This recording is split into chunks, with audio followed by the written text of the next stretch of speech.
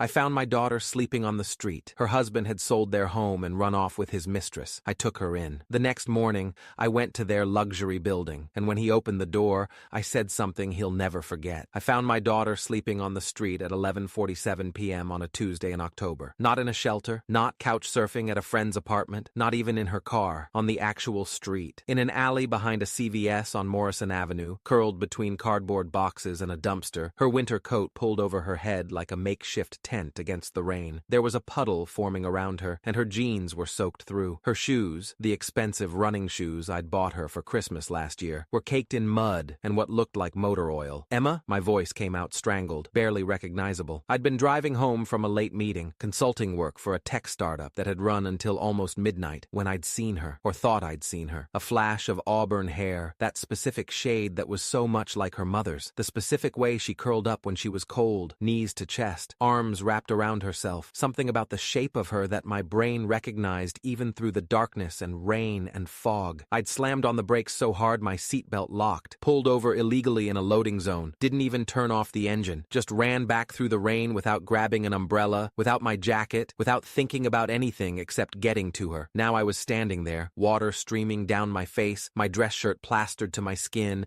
staring at my 26-year-old daughter sleeping in an alley like she was nobody, like she didn't have a father who loved her, like she didn't have a home to go to. "Emma? Baby, what?" She stirred, looked up slowly like she was emerging from deep water. Her face was dirty, streaked with mud and what looked like old tears, days old, caked on her cheeks. Her eyes were hollow in a way I'd never seen before, not even when her mother died 5 years ago. This was different. That had been grief. This was despair. This was the look of someone who'd given up entirely. "Dad," her voice cracked like breaking glass. She started crying immediately, deep, wrenching sobs that shook her entire body. "He sold the house. He took everything. I didn't know where to go. I didn't know who to call. My phone died 2 days ago, and I couldn't.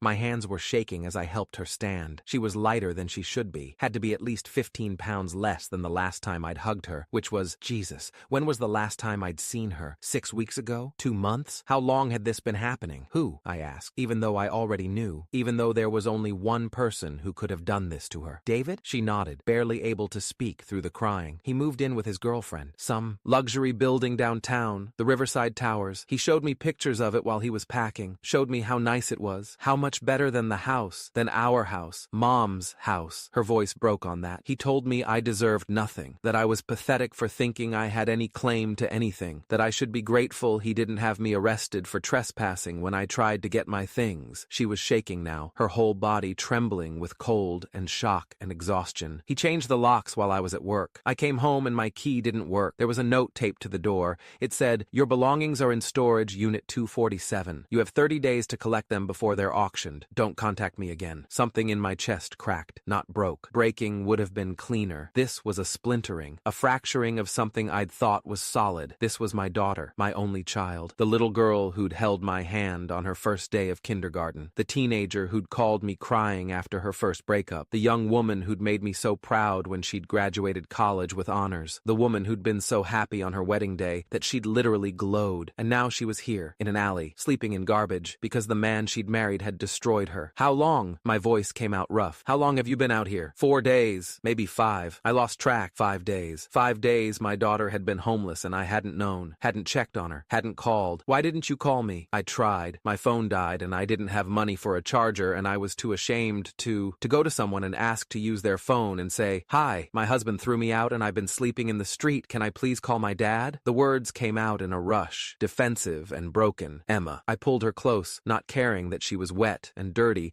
and probably hadn't showered in days. "You could have shown up at my door at 3 in the morning covered in blood and I would have said, 'Come in, let's fix this.' You understand that? There is nothing you could ever do or have done to you that would make me not want to help you." She sobbed into my shoulder. I felt her knees buckle and caught her, held her up, and realized she was freezing. Actually, hypothermic cold. How long had she been in this rain? "Let's get you home," I said. "Let's get you warm. We'll figure out the rest later." Something in my chest cracked. I took Emma home, my home, the house where she'd grown up, where her mother and I had raised her, where she'd learned to ride a bike in the driveway and had her first kiss on the front porch, the house she'd moved out of 3 years ago when she'd married David fucking Morrison. I ran her a hot bath, made her soup and grilled cheese, her comfort food since she was 6, put fresh sheets on her old bed, let her shower and change into clean clean clothes I'd kept from before she moved out. She fell asleep almost immediately, exhausted in a way that went beyond physical. But I didn't sleep. I stayed up in my kitchen, looking at Emma's phone. She'd given it to me wordlessly before going to bed, like she knew I'd need to see, like she needed me to understand what had happened. The texts she'd saved, the emails, the property records she'd printed months ago when she'd first suspected something was wrong. David had transferred the house into his name only, just his name, not joint ownership like it had been for 3 years. He'd done it 6 months ago using a forged, notarized document with Emma's signature. Emma hadn't found out until 2 weeks ago when he'd told her he wanted a divorce and that she needed to move out of her own house, the house her mother had left her, because that's what made this worse. The house hadn't been bought by Emma and David together. It had been inherited, left to Emma in her mother Catherine's will when cancer took her at 52, a beautiful craftsman-style home in northeast Portland, 3 bedrooms, recently renovated, worth about $600,000 in the current market. David had sold it for $587,000. Cash sale, quick close. The money had gone into an offshore account. She'd found the wire transfer receipts in his email. Then he'd moved into the Riverside Towers with his girlfriend Ashley, a 23-year-old pharmaceutical sales rep he'd been fucking for 18 months. She was pregnant, 5 months along, according to the ultrasound photo Emma had found on his tablet. He'd planned this for over a year, maybe longer, and Emma, my brilliant, kind, trusting daughter, had been blindsided by all of it. I sat at my kitchen table, reading through everything until 4:17 a.m. Then I made coffee and read it all again. By the time Emma woke up around noon, I had a plan. Dad? She shuffled into the kitchen in her old college sweatshirt, her hair still damp from another shower. What are you thinking about? She knew me too well, could see the calculation in my eyes. I'm thinking, I said carefully, that your husband made a very big mistake. It's over. Her voice was flat. The house is sold. The money's gone. His lawyer sent papers saying I have no claim because I signed the deed transfer. I just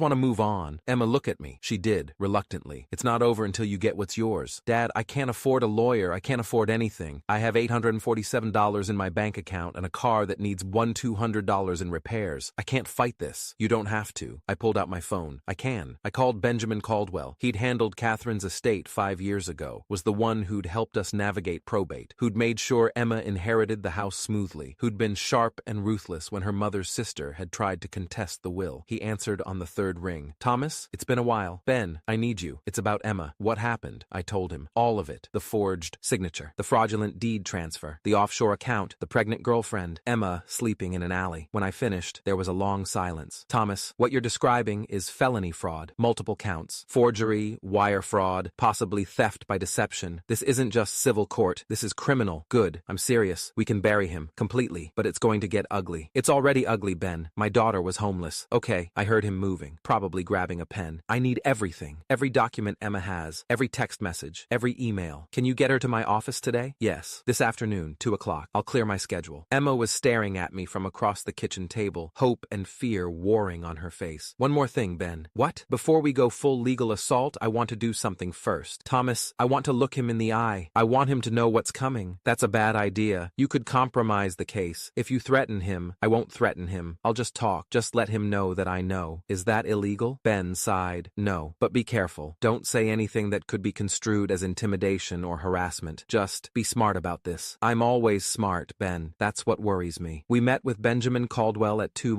p.m. His office was downtown in the U.S. Bank Tower, 23rd floor, floor-to-ceiling windows overlooking the Willamette River. He was 58, gray hair, wire-frame glasses, the kind of man who looked like a professor but fought like a pit bull. He spread Emma's documents across his conference table and studied them for 20 minutes without speaking. Emma sat next to me, picking at her fingernails, radiating anxiety. Finally, Ben looked up. This is one of the clearest cases of fraud I've seen in 30 years, he said. The forged signature alone is enough, but combined with the wire transfers, the offshore account, the timing of the sale right before asking for divorce, this is textbook financial abuse. Can we get the money back? Emma asked quietly. Yes, all of it, plus damages, plus legal fees. Ben leaned forward. But more importantly, I want to make sure David Morrison faces criminal charges. What he did to you isn't just wrong, it's illegal. He belongs in prison. Emma's hands started shaking. Prison? He committed multiple felonies, Emma. Wire fraud carries up to 20 years. Forgery can be up to 10. Now, he won't get maximum sentences, especially if he's a first offender, but he'll do time, and he should. I watched my daughter process this. Alice, the woman who'd married David 3 years ago in a small ceremony at Powell Gardens. The woman who'd been so in love, so happy, so convinced she'd found her person. Okay, she whispered. Okay. Ben called Detective Laura Fisher. She was with the Portland Police Bureau's Financial Crimes Unit, had been investigating white-collar crime for 12 years. She came to Ben's office at 4:30 p.m., reviewed the documents, and by 5:15 p.m., she'd opened a formal investigation. The offshore account is going to be the key, she said, making notes on her tablet. If we can prove he transferred funds with the intent to hide assets during a divorce, that's wire fraud. Federal charges. The FBI will get involved. How long does this take? I asked. Depends. We need to freeze the accounts first, get warrants for his financial records, build the case. Could be a few weeks, could be a few months. She looked at Emma. You'll need to give a full statement, detailed timeline of events, copies of every communication, documentation of the forgery. I can do that, Emma said. Good. Detective Fisher stood up. I'll be in touch. Mr. Caldwell has my direct line. Call me if David tries to contact Emma or if anything else happens. After she left, Ben turned to me. You still want to go see him? Yes. Tonight? Tonight. Be careful, Thomas. He's already proven he's willing to commit fraud. He might be dangerous. He's not dangerous, I said. He's just cruel. There's a difference. I drove to the Riverside Towers at 7:23 p.m. Emma stayed at Ben's office with his paralegal, going through documents, preparing her statement. The Riverside Towers was exactly what I expected. Glass, steel, valet parking, the kind of building that screamed money and pretension. I walked past the doorman like I owned the place. Elevator to the 8th floor, apartment 8C. I stood outside for a moment, listening to voices inside. David's voice, a woman laughing, the sound of wine glasses clinking. They were celebrating. I knocked. Footsteps from inside. Quick, light, probably Ashley, then heavier ones. David. The door opened. David Morrison stood there in expensive loungewear, Lululemon joggers, and a designer hoodie that probably cost $400. His hair was styled perfectly. That effortless, but actually takes 30 minutes look. His face had that smug, satisfied expression of a man who thought he'd gotten away with something clever, like he'd won a game nobody else knew they were playing. He was holding a glass of red wine, expensive wine, judging by the shape of the glass. Behind him, I could see into the apartment. Open floor plan, floor-to-ceiling windows, modern furniture that looked like it came from a restoration hardware showroom. Everything sleek and perfect and expensive, bought with my daughter's money. Can I help you? His tone was dismissive, annoyed at being interrupted. Then recognition hit, and his expression shifted from annoyance to something like alarm. Oh, Thomas. Hello, David. He recovered quickly, straightening his shoulders, putting on a mask of confidence. What do you want? To talk. We have nothing to talk about. Emma and I are done. Tell her to stop calling me. Tell her to stop harassing me. I'll get a restraining order if she doesn't stop. That was rich. Emma hadn't called him once, hadn't texted, hadn't tried to contact him at all. She'd been too busy trying to survive. She hasn't called you once, I said, keeping my voice level. Then why are you here? Because I found her sleeping on the street last night. The smug smile faltered, just for a second. Then it came back, but forced this time. That's not my problem. She's an adult. She made her choices. She didn't choose to be defrauded. I didn't defraud anyone. His voice got louder, defensive. That house was in my name. I had every legal right to sell it. She signed the papers. It's not my fault she didn't read what she was signing. Except she never signed those papers. You forged her signature. That's a lie. That's a fucking lie, and you can't prove it. Actually, I said, pulling out my phone very slowly, very deliberately, letting him see exactly what I was doing. I can. My lawyer, Benjamin Caldwell, 30 years experience in estate law, filed a police complaint this afternoon. Detective Laura Fisher with the Portland Police Bureau's Financial Crimes Unit is very interested in your offshore accounts. So is the FBI, actually, since transferring nearly $600,000 offshore without reporting it is a federal felony. The color drained from his face, started at his forehead and worked down. I watched it happen in real time. His hand tightened on the wine glass until his knuckles went white. You're bluffing. You're just trying to scare me. Am I? I pulled up an email on my phone and showed him. Official Portland Police Bureau letterhead. Case number. Detective Fisher's name and badge number. This is the case file. Opened this afternoon at 5:47 p.m. The offshore account is already flagged. By Monday, they'll have warrants for all your financial records. His breath was coming faster now. I could see sweat starting on his forehead despite the cool evening air. Behind him, a woman appeared from the kitchen. Young, early 20s at most, blonde hair in a ponytail, very pregnant, maybe 5 or 6 months, her hand resting protectively on her swollen belly. She was wearing expensive maternity clothes. Everything about her screamed, kept woman. David, who is this? Nobody, David snapped without looking at her. Go back inside, Ashley. But I smiled at her, the kind of smile that held absolutely no warmth, a predator's smile. I'm Emma's father. You must be the mistress. Her blue eyes widened. Her hand went to her throat. I'm not a... We're together. David David and I are in a relationship. We're having a baby. How nice. David told you Emma left him, didn't he? That she was crazy, unstable, that she couldn't handle his success, that their marriage was over long before you came into the picture? Ashley's face flickered with uncertainty. Her eyes darted to David, looking for confirmation, for reassurance. He said the marriage had been over for years, that they'd just been going through the motions, that they'd grown apart, and the divorce was amicable. He lied. I stepped closer to the doorway. David moved to block me, but I wasn't actually trying to enter. I just wanted to be close enough that they both had to really look at me, really see me. He sold her house while she was at work, forged her signature on legal documents, transferred the deed into his name only, left her with nothing, not even her clothes. She was homeless, Ashley, sleeping in an alley behind a CVS for 5 days, while you two were here drinking wine in an apartment he bought with stolen money. That's not true, David's voice cracked. Don't listen to him. He's trying to break us up. He's trying to ruin us because he can't accept that Emma and I are done. I held up my phone again, showing them the bank statements Ben had prepared. These are wire transfers from the house sale, $587,000, going into an offshore account in the Cayman Islands, account number ending in 4792, opened 14 months ago, then progressive withdrawals over the past 6 months totaling $234,000, which matches exactly the down payment on this apartment. Want to see the mortgage documents? I have those too. Ashley's face had gone pale now. She looked at David with something new in her eyes. Doubt, fear. David, what is he talking about? It's complicated, David said quickly, too quickly. The house was marital property. We bought it together. I had a right to sell it. The money from the sale is half mine. We're just in a dispute about asset division. That's all this is. A bitter divorce where her father can't accept that she was a bad wife. The house was inherited, I interrupted, my voice going cold, really cold. The voice I used in business negotiations when I was done being polite. Not marital property. Emma inherited it from her mother, my wife Catherine, when she died 5 years ago. It was Emma's sole and separate property. You had no legal right to it, which is why you had to forge her signature to sell it, which is why when Detective Fisher gets the handwriting analysis back, it's going to show that the signature on the deed transfer is right-handed, even though Emma is left-handed and signs with a specific left-slanted style. You can't prove that. The forensic handwriting expert already has the documents. Results by Monday. I looked at Ashley, who was now visibly shaking. You should also know that this apartment is considered proceeds of a crime. When David is convicted, and he will be convicted, the court can seize this place as ill-gotten gains, asset forfeiture. They can take it. And you, Ashley, pregnant and innocent as you might think you are, will be looking for somewhere else to live, probably somewhere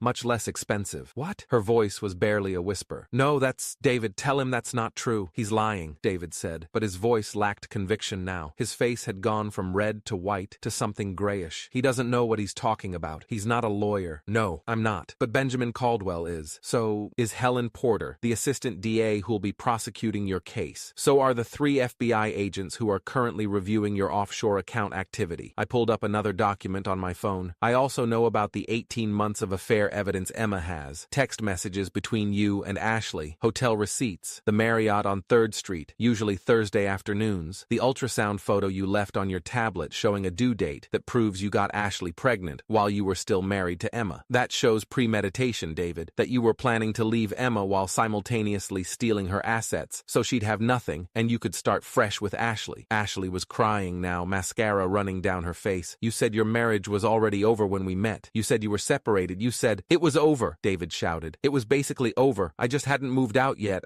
He's lying to you the same way he lied to my daughter, I said to Ashley, my voice softer now, almost gentle, because she was pregnant and young and stupid, but not necessarily malicious. She was a victim too, in her way, just a different kind. The same way he'll eventually lie to you. Do you think you're special, Ashley? Do you think you're different? You're not. You're just the next Mark, the next woman who fell for his bullshit. And when he gets bored or finds someone younger or needs money, he'll do to you exactly what he did to Emma. David lunged forward, his wine glass sloshing. Get out! Get the fuck out of my apartment! Oh, I'm leaving, I said, not moving an inch, not flinching. But the police will be here soon. Detective Fisher said probably tomorrow, maybe Friday. They'll want to talk to you about the offshore accounts, about the house sale, about the forged documents. The FBI is also very interested in your tax returns. Apparently transferring that much money offshore without reporting it is its own separate felony. Treasury Department gets involved in those cases. It's not pretty. His hands were shaking so badly now he had to clench them into fists. The wine glass fell from his grip and shattered on the hardwood floor. Red wine splattered across the expensive rug, across his designer joggers, stairs, across the pristine white walls. He didn't even seem to notice. "David Morrison," I said, letting my voice go cold, really cold for the first time. "You thought my daughter was weak because she loved you. You thought you could take everything from her and she'd just accept it because she's kind and trusting. You thought I was old and wouldn't do anything to help her." I stepped closer, close enough that he could see the rage I'd been keeping controlled all day. "You were wrong on all 3 counts. I turned to walk away, then stopped. "One more thing. Emma's not homeless anymore. She's with me, safe, warm, loved. And when this is over, when you're arrested, when you lose this apartment, when the judge orders you to pay back every penny plus damages, she'll have everything you stole, plus enough to never worry about money again." Behind me, I heard Ashley start screaming, David trying to explain, her shouting about lies and money and the baby, doors slamming. I walked to the elevator and pressed the button. The doors opened. I stepped inside. As they closed, I saw David stumble into the hallway, his face in his hands, his perfect new life collapsing around him. I smiled. The next morning, Detective Fisher called. "We executed the warrant, froze the offshore account. $353,000 is still there. He spent the rest on the apartment and what looks like a pretty expensive engagement ring. Is that enough to press charges?" "More than enough. The wire transfers alone are federal charges. But Thomas, there's more. We pulled his employment records. David works in commercial real estate, right?" "Yeah, senior acquisitions analyst. He's been stealing from his employer too, skimming money from deals, hiding it in the same offshore account. We're talking about another $180,000 over 3 years." My stomach dropped. Jesus. His employer has no idea yet, but they will soon. How much prison time are we looking at with the fraud against Emma, the employment theft, the offshore account, the tax evasion? He's looking at 10 to 15 years, maybe more if the prosecutor gets aggressive. I called Emma immediately. She was still at my house, had spent the morning in her old bedroom just sleeping and crying and processing. "Baby, Detective Fisher just called. They froze the account, got most of the money." "How much?" $353,000. The rest went to the apartment down payment and some jewelry. She was quiet. Then, "Is that enough for them to arrest him?" "Yes. And Emma, there's more. He was stealing from his employer too, using the same offshore account. They're going to press charges too." "Oh my God." "You didn't do this to him," I said firmly. "He did this to himself. You understand that, right? This isn't your fault." "I know. It's just, how did I not see it? How did I not know he was this person? Because you loved him, and because people like David are good at hiding who they really are." David was arrested on Friday at 9:23 a.m. at his office, in front of his boss, his co-workers, everyone. Detective Fisher called me with the details. FBI agents walked in with Portland PD, handcuffed him at his desk. His employer immediately terminated him and is pressing their own charges. He's being held on $500,000 bail. Can he make bail? Not with the offshore account frozen and the apartment under seizure. He's stuck. Ashley called Emma that afternoon. Emma put her on speaker. "I'm so sorry," Ashley sobbed. "I didn't know. I swear I didn't know. He told me you were separated, that the divorce was amicable, that the house was his—" "Stop," Emma said quietly. "Just stop. I don't know what to do. The police came and said I have to move out, that the apartment is being seized. I'm 5 months pregnant and I have nowhere to go. That's not my problem. Please, Emma. I know I was wrong, but I'm pregnant and you were sleeping with my husband for 18 months while I was working to pay our mortgage on the house he stole from me. You don't get to ask me for help." "But," Emma hung up. She looked at me, her eyes hard in a way I'd never seen. "Was that cruel?" "No, baby. That was self-preservation." The preliminary hearing was 3 weeks later. Helen Porter, the assistant district attorney, was prosecuting. She was 42, had been with the DA's office for 16 years, had a 93% conviction rate in financial crimes. She met with Emma and me the day before the hearing. "I want you to understand what's going to happen. David's lawyer, Stuart Bradshaw, expensive defense attorney, is going to try to claim the deed transfer was legitimate, that Emma knew about it and consented. But the signature is forged," Emma said. "I know, and the handwriting analysis proves it, but they'll try to create doubt. They'll say maybe you signed it and forgot. Maybe you were stressed. They'll make you seem unreliable. What do? You stay calm, you tell the truth, you don't get defensive, and you let the evidence speak for itself." The hearing was rough. Stuart Bradshaw was exactly the kind of lawyer you'd expect David to hire. Expensive suit, practiced sympathy, perfectly calibrated to seem reasonable while destroying your credibility. He asked Emma if she'd been forgetful lately, if she'd been under stress, if maybe she'd signed documents without reading them carefully. "No," Emma said firmly. "I never signed that deed transfer. I didn't even know about the sale until 2 weeks before David kicked me out." "But you were having marital problems, weren't you? Isn't it possible you were distracted?" "Objection." Ben Caldwell stood up. "Counsel is badgering the witness." "Sustained," the judge said. Bradshaw changed tactics. "Ms. Morrison, isn't it true true that you and your husband shared all financial accounts? That you both had access to all funds? No, we had a joint checking account for household expenses, but my inheritance from my mother, the house, was solely mine, and yet you let your husband live in that house for 3 years. Doesn't that suggest you considered it marital property? No, it suggests I loved him and wanted to share my home with him. That doesn't give him the right to steal it. The judge finally intervened. Mr. Bradshaw, the handwriting analysis is clear. The signature on the deed transfer doesn't match Ms. Morrison's verified signature. Unless you have evidence to contradict that analysis, I suggest you move on. Bradshaw tried a few more angles but couldn't shake Emma's testimony. The forensic evidence was too solid. At the end of the hearing, the judge ruled there was sufficient evidence to proceed to trial. David was denied bail reduction. The judge called him a clear flight risk, given the offshore accounts and previous asset concealment. Outside the courthouse, Ben pulled me aside. David's lawyer approached me. He wants to negotiate a plea deal. What kind of deal? David pleads guilty to fraud and forgery, agrees to pay full restitution plus damages. In exchange, the prosecution recommends a lighter sentence, maybe 5 years instead of 15. What does Emma get? Her money back, all of it, plus damages for emotional distress, legal fees, and punitive damages. We're talking probably close to $900,000 total. I looked at Emma, who was standing near the courthouse steps, staring at the gray Portland sky. Let me talk to her. I walked over and sat down next to her on the steps. David's lawyer wants to make a deal, I said. She looked at me. What kind of deal? He pleads guilty, pays you back everything plus damages, gets a lighter prison sentence. How much lighter? Maybe 5 years instead of 15. She was quiet for a long time. Then, what do you think I should do? I think you should do whatever helps you heal. If you want him to spend 15 years in prison, I'll support that. If you want to take the deal and move on with your life, I'll support that too. I don't want to think about him anymore, she said quietly. I don't want to spend years going to trial, testifying, reliving this. I just want my money back and I want to move forward. Then we take the deal. The plea deal was finalized 2 weeks later. David Morrison pleaded guilty to 2 counts of wire fraud, 1 count of forgery, and 1 count of theft. He was sentenced to 6 years in federal prison with possibility of parole after 4. He was ordered to pay Emma $587,000, the full amount from the house sale, plus $200,000 in damages, plus $113,000 in legal fees and punitive damages. Total, $900,000. His employer also sued him for the embezzled funds. He'd have to pay that back, too, with interest. By the time he got out of prison, he'd be in debt for the rest of his life. Ashley left him before the sentencing, moved back to Arizona to live with her parents, had the baby, a girl, and started posting on social media about toxic relationships and red flags she'd missed. Emma blocked her on everything. 6 months after David was sentenced, Emma moved into a new house, a beautiful bungalow in Laurelhurst, 2 bedrooms, big backyard, skylights in the kitchen. She paid cash, $485,000 from her settlement. The rest went into savings and investments. I helped her move in on a Saturday in May. The sun was shining. She was smiling, really smiling, for the first time in months. "Dad," she said as we unloaded boxes, "thank you for everything, for finding me, for fighting for me, for not letting him get away with it. You don't have to thank me. That's what fathers do. Not all fathers." She hugged me tight. "Mom would be proud of you. She'd be proud of you too, baby. You survived this. You're going to be okay." I know. That night, after I'd gone home, after Emma was settled in her new house, after everything was finally